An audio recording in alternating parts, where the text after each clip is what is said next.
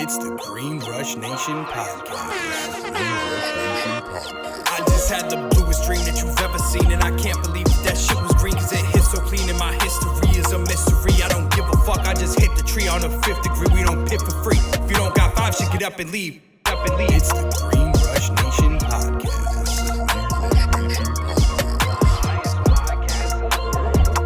Yo, what's going on, guys? It's your boy B Guns here on another episode of the Green Rush Nation podcast. Today we have another legend in the building, someone who's been doing it for a long time. It's our friend Ivan from Vertigo. Welcome. Hey, hello. Thank you. We appreciate you coming. How was your travels out? It was good. Good. It was good. Can't complain. Not too much traffic? Quite a bit of traffic. Yeah, of course. As always, come on. There's always traffic over here. Absolutely. Yeah. So here on the Green Rush Nation podcast, we don't want to just know about your great ventures in cannabis and business. We also want to know a little about you personally. So do you remember your first encounter with marijuana, and just tell the people where you're from as well? Oh, yeah, definitely. Remember my first encounter. That was back in 1997. Wow. I was 14 at the time. And I'm Russian, but I grew up in England. I always said I was born in Russia. I grew up in England. Okay. But I was made in USA. Gotcha. So that's I'm a bit of a gypsy. Okay. So you've been around. Been around a little bit, yeah, seen some places, some different cultures. And I can tell you one thing. All those cultures absolutely love cannabis. Like, when we talk in England, everybody smokes in England. Okay. Like, absolutely everybody. Like, from plumbers to electricians to traders to, like, MPs, which is, like, politicians and stuff. They all smoke weed. Okay. And to me, like, cannabis was the main connector. It just gave me the tool to connect with people on a deeper level. For sure. I would say for me as well. Realizing how many people smoke weed was really an eye-opener for me, because when I was younger, I just like, oh, stoners, they smoke, they're lazy, kids, whatever, blah, blah. Then I had a valet job where people were coming outside when their wife was still in the restaurant. They're like, shh. They like lighten up. I'm like, what the fuck? I was like, I don't give a shit, man. Enjoy. Yeah, don't tell my wife that. Exactly, yeah. So once I like realized that, holy shit, this is not just like a kid's game. Like, this is much bigger than that. It is, definitely is. And like, even Russia, because it's super illegal in Russia, you'll get crazy times for a little bit of weed. Like, I'll give you an example. I had a buddy, he got booked with 2 grams of hashish. 2 grams of hash, like, that's a little stone like that. Yeah.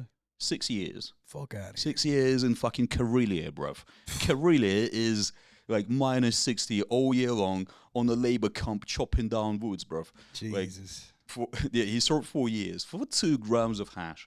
For some weed. And everybody fucking smokes. Like, and we're talking like policemen, fucking special services, they all smoke. Interesting. It's it is very interesting, because it's like a cultural thing that it's okay to smoke, but it's illegal. It's illegal. Yeah.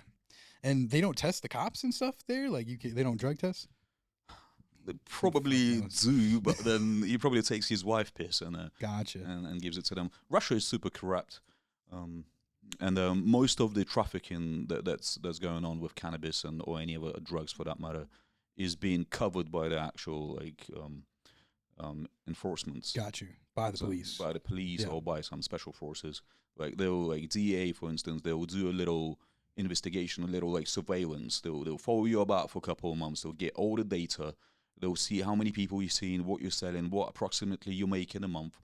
And then they'll come to you and present you a whole folder and be like, okay, this is, 20 to life right here. Yeah. Or you can get covered and then, like, share a little bit, like, give us 30%, 50% of what you're making. Interesting. So they come to you with a resume and a deal, basically. And a deal, basically. Okay, interesting. But the thing is, you might be good. You might think that you're safe for a minute. Okay, I'm being covered by the cops. I can do whatever I want. La la la. But then, whenever they need to book somebody in and show the bosses that they actually do the work, you might be the guy. You might be the guy. Absolutely. So don't trust anything like that when it comes to over there. No. Now I just had the question. You said your first encounter with marijuana was when you were 14. Where was that? Was that in the UK? That was in the UK, yes. Okay. And what do you remember how you smoked? Yeah, it was hash, and we just rolled it up with a bunch of bucky in the joint. What is bucky? In a spliff, like tobacco. Okay. But not a ciggy tobacco, the tobacco that you buy in a pack. Like a leaf? Not like a leaf, but like drum tobacco. I see what you're saying. Packs of tobacco. Okay. In England, like, they like to smoke rollies. Like, they would roll up themselves a little ciggy from tobacco from the bucky. So it's very like fucking rich and concentrated, if you will. Okay. But yeah, you probably get a huge like head rush from the I tobacco would itself, imagine. and then you get that highness from the hash on the top of it. Yeah. Yeah, that got me really high, and I absolutely loved it. Beautiful. And from that point out, did you become like an everyday smoker, or did it take a little bit of time after Oh no, that? I became like an every week smoker, every weekend smoker. Okay. So we just started smoking on the weekend. We didn't really have money back then to be able to afford it on a daily, Of course. which is a good thing probably. What were prices like in the UK? Let me remember. I think it was like for an eighth. Okay. It was like 20 pounds, £20 an eighth. Okay. Yeah, which is not bad. That sounds not bad. relative. Kind of relative. Maybe a little bit cheaper than it was here. Yeah. And was it as good quality wise? Fuck no, No, of bro. course. Come on. Even in 2009, I went to Amsterdam, and I spent the weekend there because it's only a couple hours away on a plane from UK. Okay. So we would fly out to for a weekend, get wrecked, and then go back. And I tried all those flavors that they had back then. And then in 2010, I came to US, and I tried all the flavors here, and I was blown the fuck away. I was like, "Are you kidding me, bro? This is like 2 decades ahead of the Amsterdam, the Mecca of fucking cannabis and all that." And that ain't shit, bro. It's true. And I hear that constantly now that people, like, no offense, but there's no need to go to Amsterdam anymore if you can just come here and get the best of the best. Exactly. Yeah. It's just a different level, of engagement and commitment to the plant. Like, people here are actually obsessed with it and very passionate about it. Yes. Like, that's what really got me intrigued, because I've never seen passion like this for a plant. Like, so you know people that do shit, that grow shit in the garden or in the little closet. Yeah. But this is a different level. This is a whole industry over here. Exactly. And people are taking it very seriously. And that's a huge difference compared to any other nation, any other culture that I've been to, because those people are just not the same. Yeah. This is the greatest fucking thing about America, actually, is that people really go deep, bro. Yeah. Like you love something, you go deep into it, you commit your whole life to it. Absolutely. And I learned it here, that that's possible, that's the way that you should treat anything that you do. Do it with your all. Do it with your all. Give Absolutely. it your all, and just go full on. For sure. It's very different over there. Definitely. I think, like you said, the love of it, the people that really love it, that's the difference. That's what makes the difference. Because instead of someone who just comes in and, I'm just going to make a bunch of money, I'll spray the plants, whatever. No, opposed to the guy that comes in and talks to the plants every day, that's going to be. Plays music to the plants Exactly. as well. We actually run an experiment. We wanted to see if it actually has any influence at all, if it makes a difference. We had identical setup, 2 rooms back to back, same flavors in both rooms. One room played classical music 24/7, another didn't. But unfortunately, we didn't see any difference. Interesting. You know what's funny about that? In actual plants, like, we did an experiment when I was a young kid in school where we did that. Like, there was a controlled group where it was just a plant sitting in the window, and then there was a group where you would go home and spend time with your plant and talk to it, and it actually, those plants did better. So like the leaf, because I read online that the leaves, there's been a study conducted saying that the leaves get bigger, and greener. Yeah. So it's all about an energy, It is, frequency. it is, So if you can get on a frequency and the plant can feel the frequency, then you're connected to it, and that's why I think marijuana is so cool, because we're connected to it. Like, whether we want to be or not, whether you smoke or not, there's receptors in your body for cannabinoid receptors. Yeah, exactly. The whole endocannabinoid system. Yeah. Listen, I think that I always said that. I always said it to my partner and my best friend Tyler, that it's not that we chose this. We were chosen by it. Exactly. To run this game. Yeah. For it. Yep. And it's like that's the way I look at it. It's pretty crazy the way I ended up here, and doing this and continue doing this after the collapse of my previous company. For sure. Why don't you speak about that a little bit? What was your beginning of your venture into the business of cannabis? So in 2014, I partnered up with a friend of mine who owned a dispensary over here. Okay. And we partnered up on a cultivation site.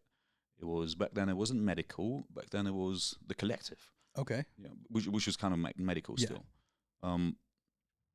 But then that didn't really work out, and I partnered up with another guy, uh, and we started basically doing another collective out in the desert, Okay. and then we got a license in 2015, Okay. which is very fortunate because the licenses back then were pretty difficult to obtain. For sure. There was only 6 in the city of Palm Springs, and we were 7th. So Wow. that was pretty fortunate, and that was basically the start of all of that, and it continued until 2023. Okay. Yeah, that's when I left. I left in 23. Gotcha. So but- now just but- question, that was more cultivation, that side of things? It was all cultivation. Yes. Okay. And so around those times, I know prices were much higher. Of course. Yeah. How did that affect you when the prices started to come down on packs and just stuff like that as a cultivation? How did you have to adjust? That was the main reason why the company that I was with, King's Garden, bankrupted, Okay. because it just got too big. At one point, we were all aligned into one mission. Delivering the best quality for the best price, so best price to quality ratio that could ever be found. Okay. And we were very successful at that for about 5 years of operations. Like number 1 selling brands for 4 years across all the dispensaries in Cali, fucking in like 700 dispensaries. Wow. Yeah, bunch of shit, bunch of SKUs, bunch of fucking everything. People loved it. Very strong brand loyalty as well. But then all of a sudden, there was a disalignment, and the majority of the operational partners, wanted to increase the production, and basically, as a consequence, Sacrifice quality. sacrifice quality quite a Mhm. bit, and without increasing the actual assortment of the flavors. Okay. So I was like, we need to bring new shit in. We need this and that. We need to let's do a collab with Runts, because in 2020 I had a great opportunity to do a collab with Runts. Okay. And they all turned it down because they didn't see it as something that could be beneficial. They saw it as why we're helping the competitors. Yeah. And so bunch of like disagreements like that, and that led to my exit basically. Okay. Yeah. 'Cause So once you exited the company, what was your thoughts then? Like, were you planning on staying in the business, or? definitely planning on Okay. staying in the business, but it was a really tough time for me personally, like mentally, For sure. because I went through a divorce as well at the same time. Okay. Left the company, was kind of by myself on my own, starting from scratch, and it led me to a lot of like self-reflecting and overthinking. Okay. Overthinking is not always helpful, For sure. but you do need to overthink sometimes to analyze what the fuck is going on with your Absolutely. life, where you are, to see what's going on and what you want to do, what you really want to do. For sure. Because it wasn't just even about the money; it was about a purpose. Yeah. Like nowadays, I'm 42 years old, and I'm talking about this throughout with all my friends. Nowadays, the biggest killer of men 40 plus is suicide. Yeah. Based on like loneliness.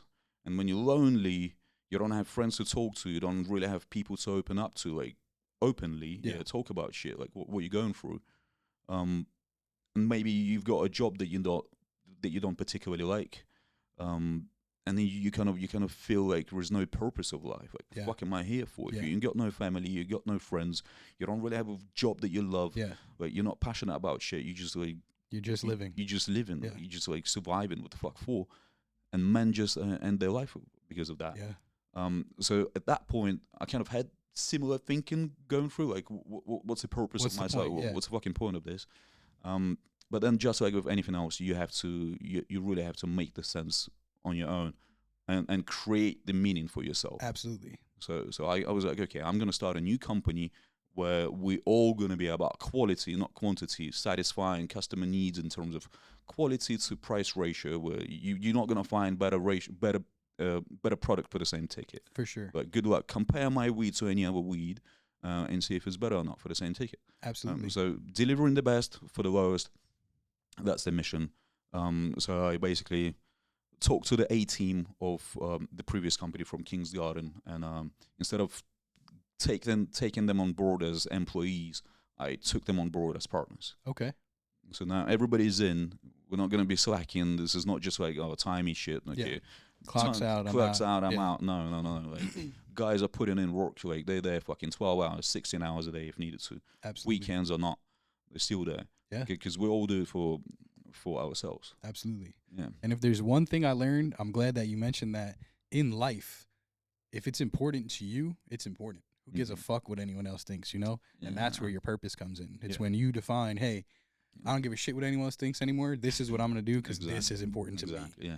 And everybody has to make this up 100%. for themselves. Yeah. It was like, what's the point of life? Well, you make the point of life. Exactly. Well, I think at some point, just as people, we realize sometimes we're not really living for us. You're living to make this person happy. You're living to satisfy that person's need. But at the end of the day, you come home, you evaluate, like you said, then you're like, fuck, what's my purpose? What the fuck am I doing? You know?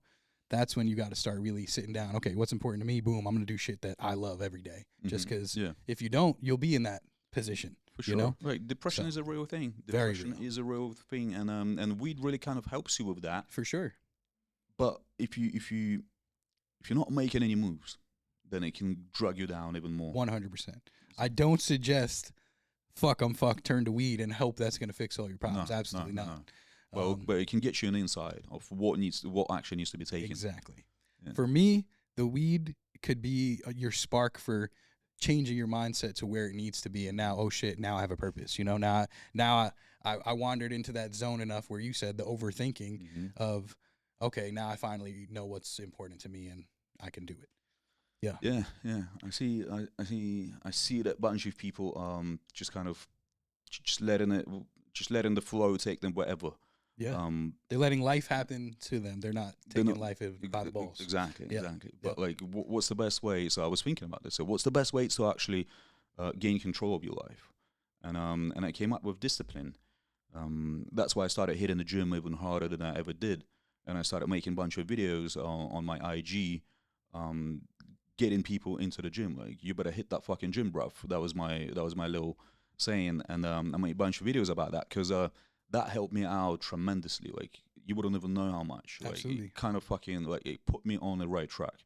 If it wasn't for the gym and for the discipline that I got out of there, like, I had to go in no matter what on a daily, and I had to make that video on a daily to bring other people in, because I can't be talking about, go do this shit while I'm not doing it. Exactly. So it had to be an exemplary. Like, I had to set an example. And that gave me the control. Like, the discipline, it sounds kind of weird, because when you discipline yourself, you basically limit yourself from doing what the fuck you want to do. Absolutely. But that's what gives you freedom. The upper hand, yeah.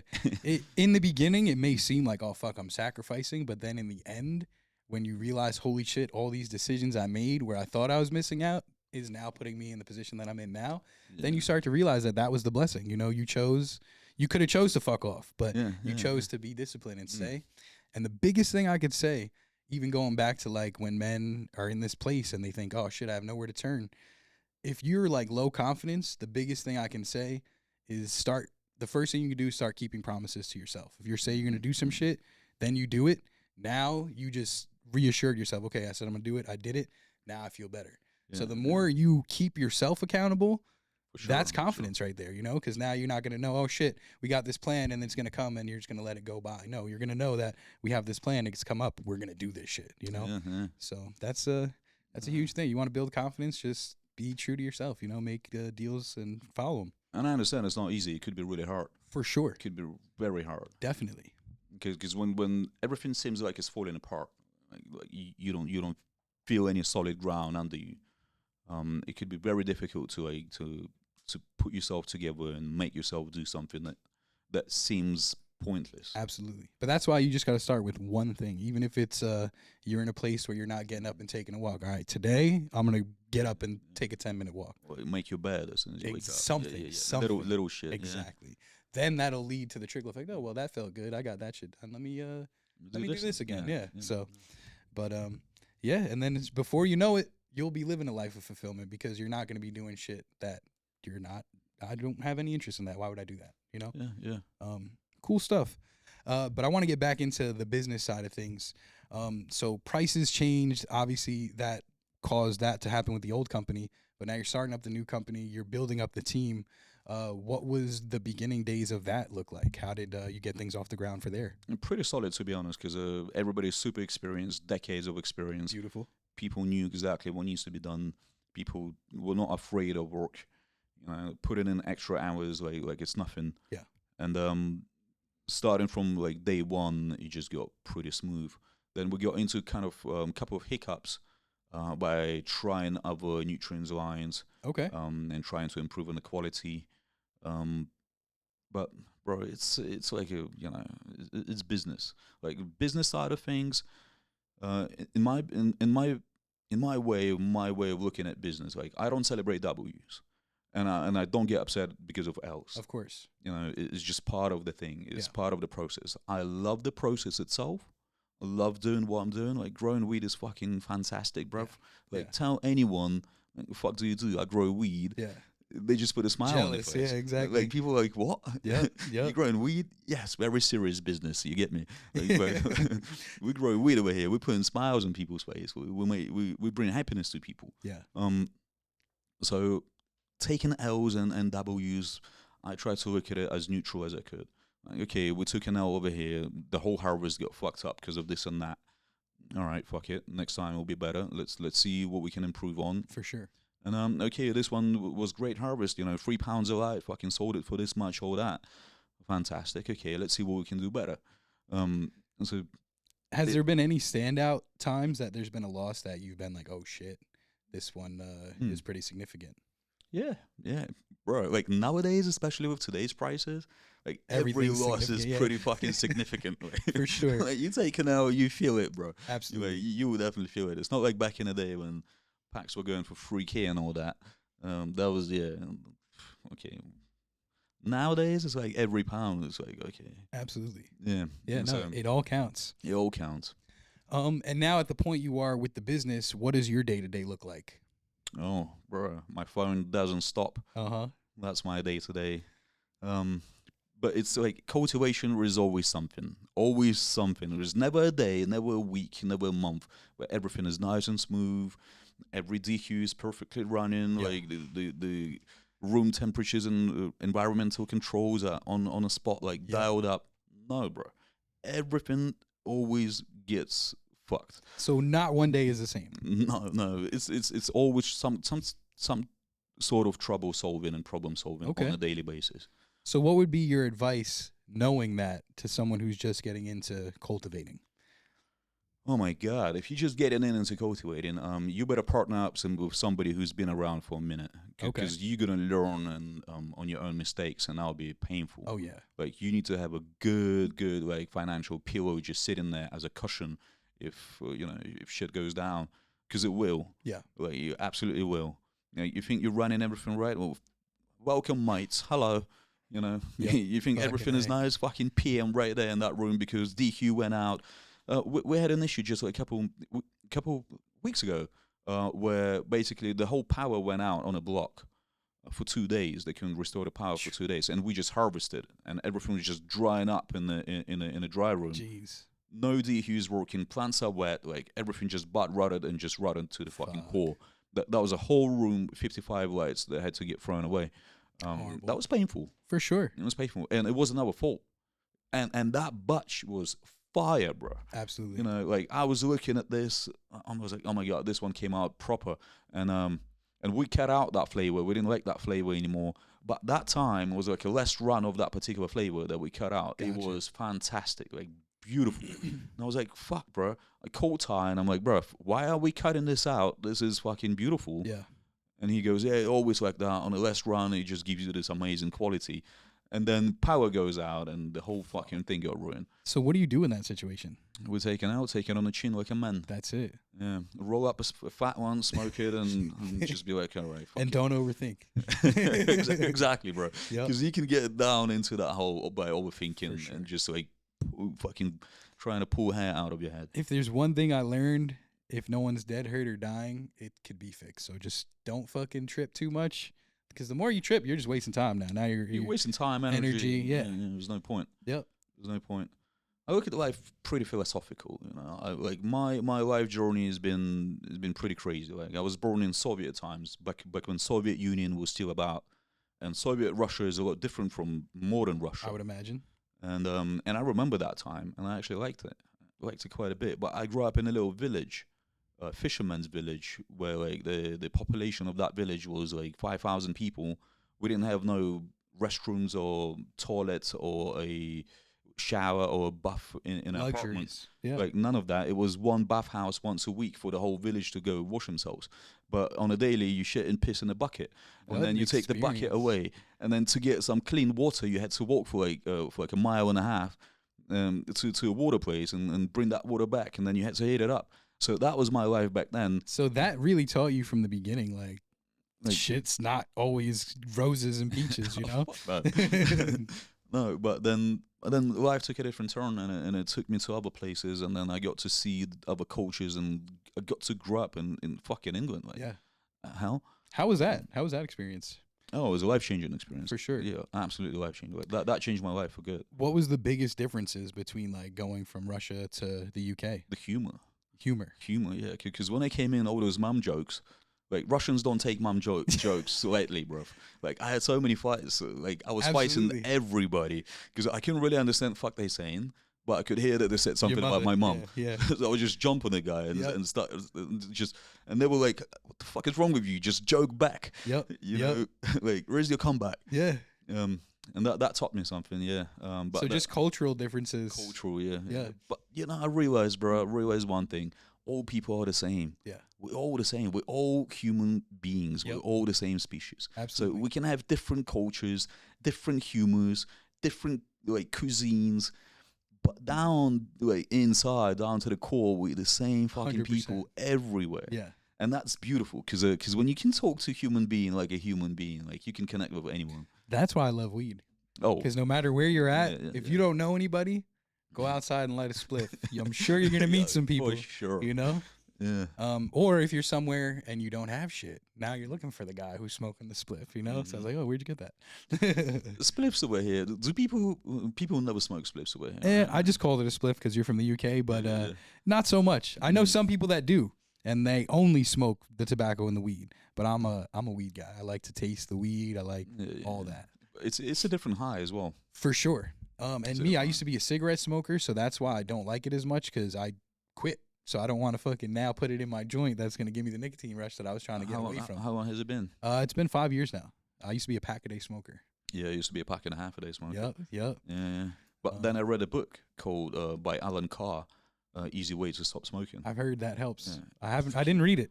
Bro, literally, I stopped smoking in like 6 hours. It took me 6 hours to read a book. It's a small book, Okay. and if you're struggling with quitting, you should definitely give it a shot.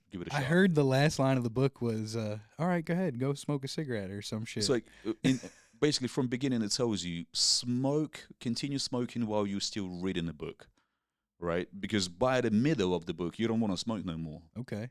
It's like you just like okay, what's the point of reading this? I And don't wanna why smoke is no that though? Like, is it because there's just facts about smoking in there, or it's just more. what No, is I it? think it's like neuro programming. So you kind of while you read it, you program yourself like how bad this is. Like, Got you. You don't see any point of smoking anymore. Okay. So yeah, literally in 6 hours. Like to me, there's been one thing that was in the book, and it said, don't quit smoking, just don't start smoking.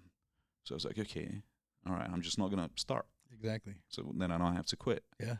And then I kind of started smoking again after that, multiple years later.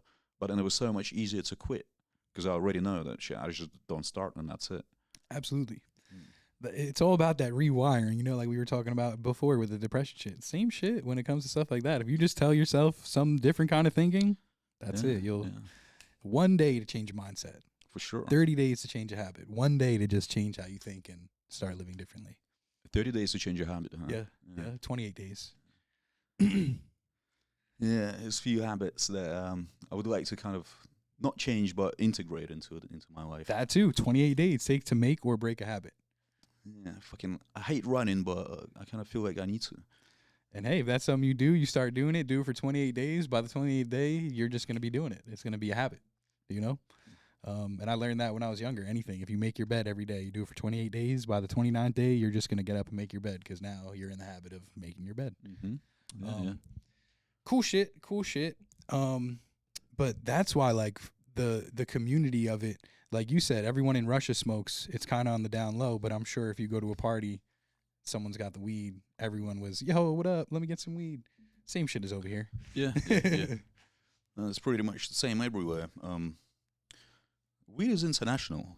There is no language for weed. Absolutely. You go anywhere and you will definitely find somebody that is a smoker, and you'll connect with them instantly. For sure. Especially if people been doing it for a minute.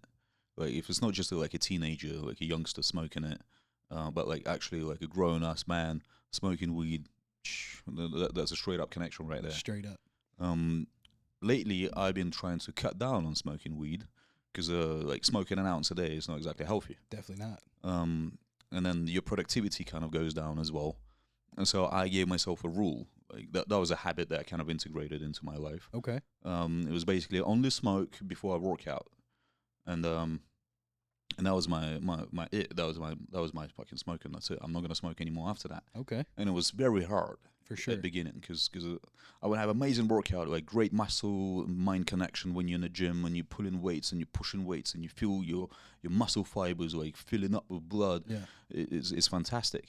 But then you come out, you're not high anymore, and you kind of want to have a little recovery. Yeah, absolutely. Recovery joint. But I stopped doing that, and it's been fun. It's been really good. Good. Yeah. So that's been working out for you? Yeah. Like smoking before gym is fucking legendary. Like I used to smoke cigarettes before the fucking gym, which was stupid. But then I felt like when I did smoke weed, like you said, it really does open up your cardiovascular and you get a great workout.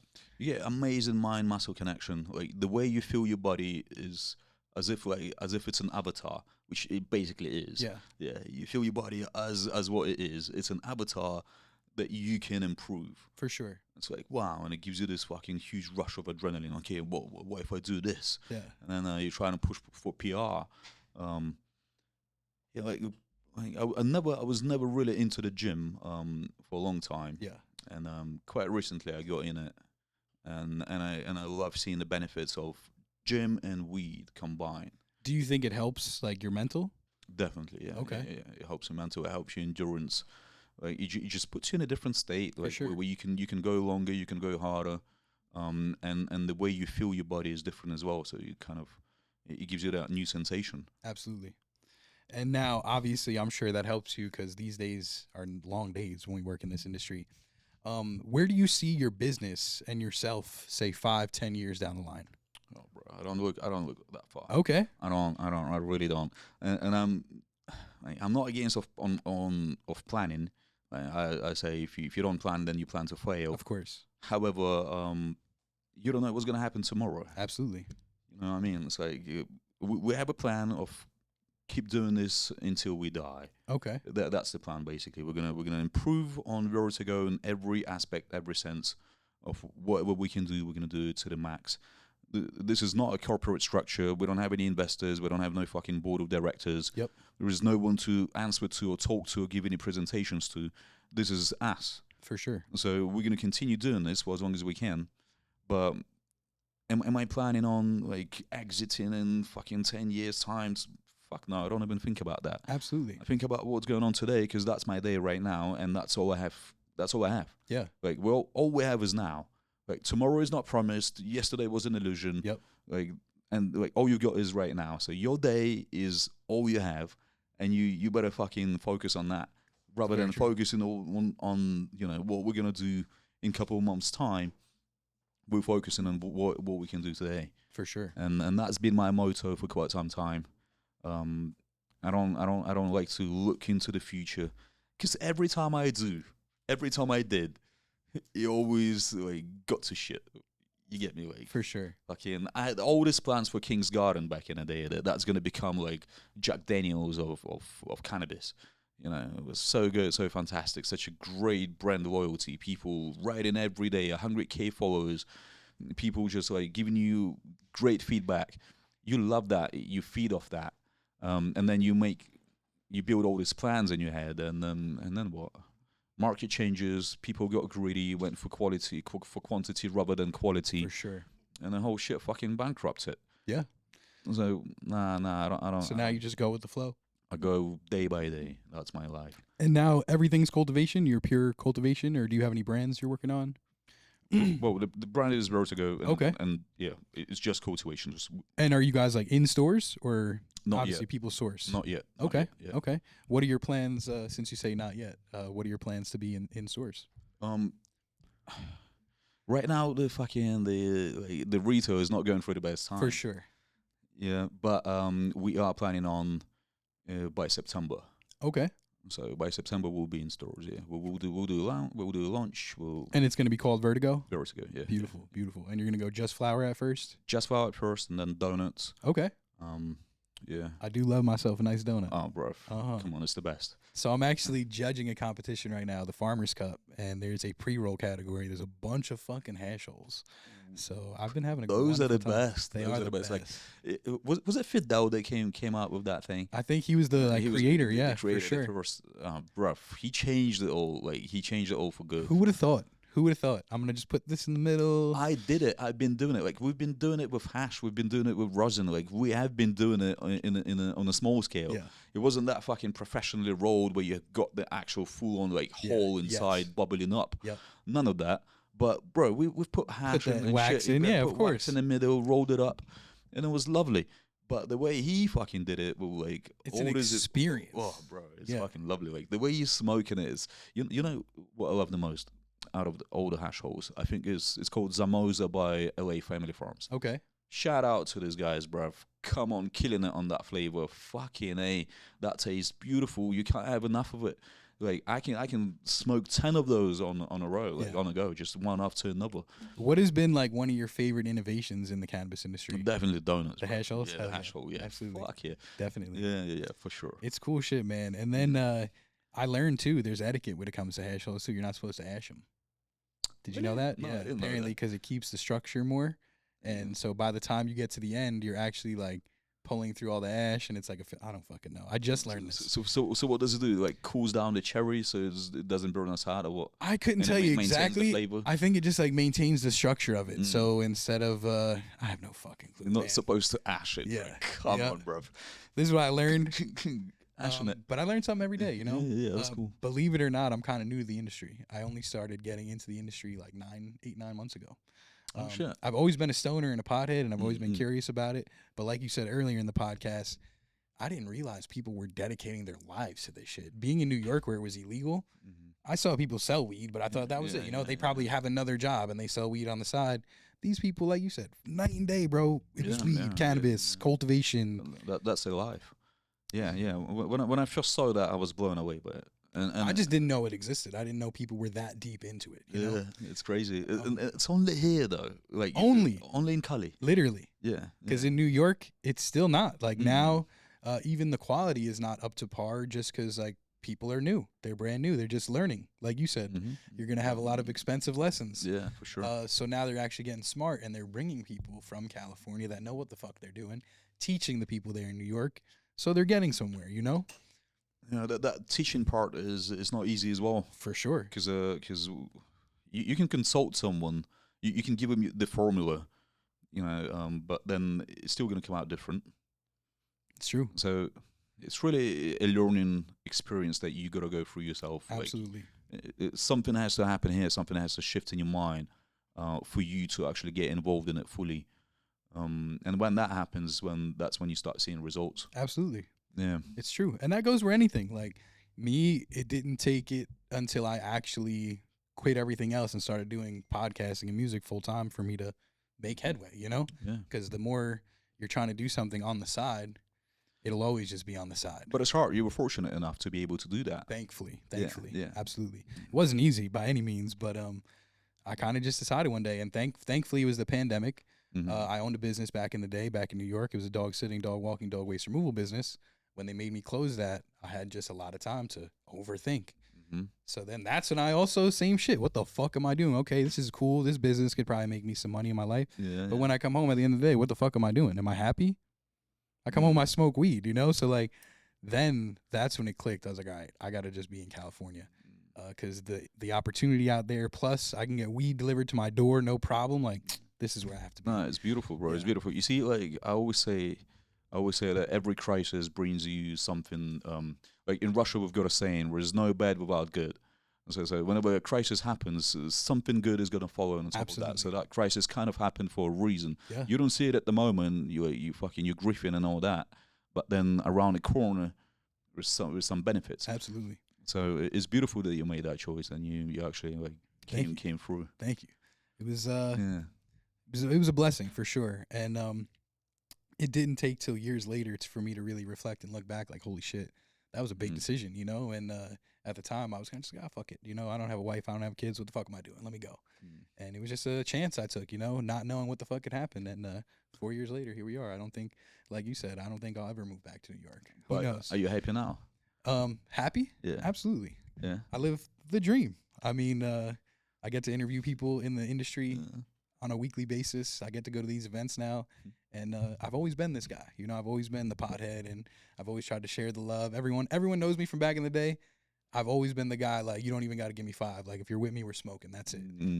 So this kind of just brought out me more, you know? Yeah. So it's been a blessing. Shout out to the team for making it possible, for sure. Sure. So that became an extension of yourself. Exactly. Yeah. And with the music and the podcasting, this came naturally. You know, I didn't realize how tied in music and podcasting and weed was until we're here now. Yeah. So it's really fucking cool. But so you don't really think, like you said, 5-10 years down the line, what does the next 6 to 12 months look like for you? What are your plans? We need to master the Z's. That's my kind of personal little assignment. Okay.